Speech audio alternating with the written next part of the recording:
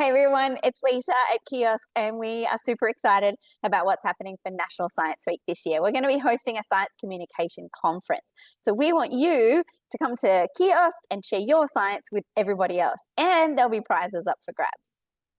So an expo is where everybody gets together and shares some ideas. Maybe you want to talk about it, show a video, an animation, a poster. You can do it on your own or you can do it as part of a team. And we want you to have a 3-minute science communication that you're going to give a few times during the day to small groups of students. So maybe 5 or 6 students at a time are going to come to your table.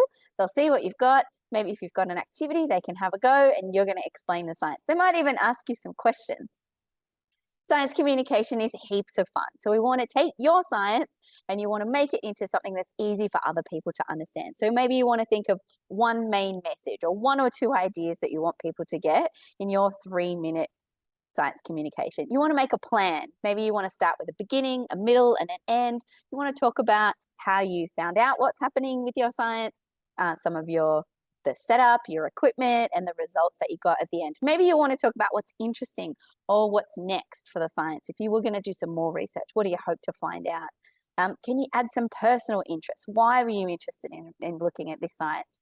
Is there a particular outcome that you want? Do you want people to take an action at the end? Do you want to change their behavior? Do you want to get their help on solving climate change or something like that?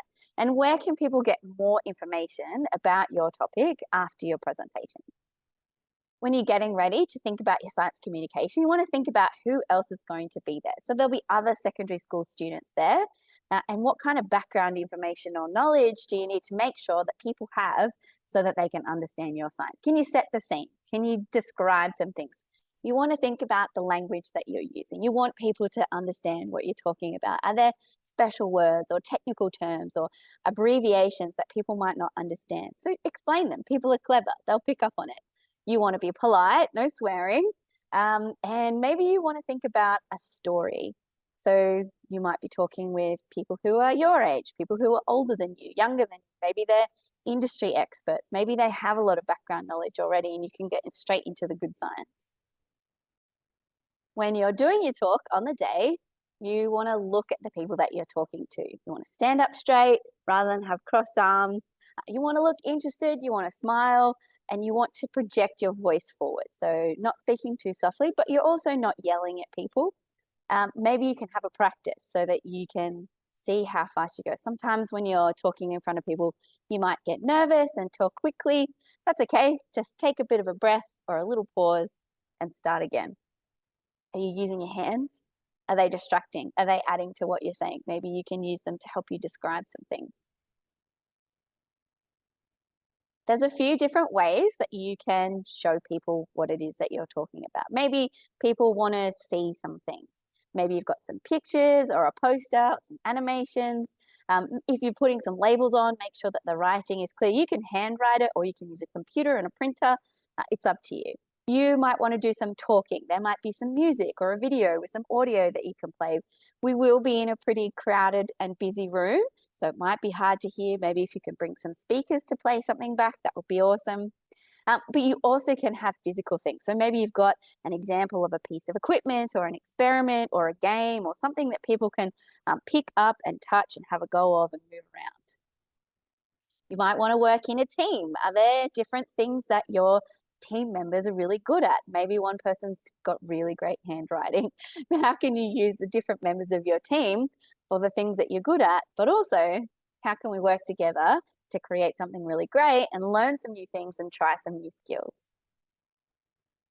Before the conference, you want to make a plan and check all of your info for the thing that you'll be talking about. You might also want to watch some videos of some science communicators.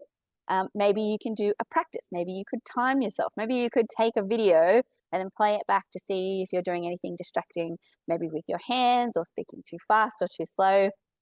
You can use that information to help adjust your plan for the things that you want to say. Then you want to get all of your equipment ready and then let KIOSC know so that we can have the right tables and PowerPoints and things ready for you on the day. Maybe you've already seen some examples of really great science communicators. Maybe you know about Dr. Carl, maybe Dr. Sarah Webb and Kirsten Banks, who are astronomers who are doing great things on social media. Maybe you can log into something like ABC Science. They've got podcasts and videos and stories all online. When you come to the Science Communication Conference, you want everyone to come to your booth and find out what you're talking about. So you want to make it easy and comfortable for people to be around you. So comb your hair, brush your teeth, make sure you've had a shower recently, make sure your clothes are nice and neat, smile. People want to come and talk to you. And then as part of the expo, we want you to listen to lots of other people, finding out what they're doing, make some new friends, have fun, and win some prizes.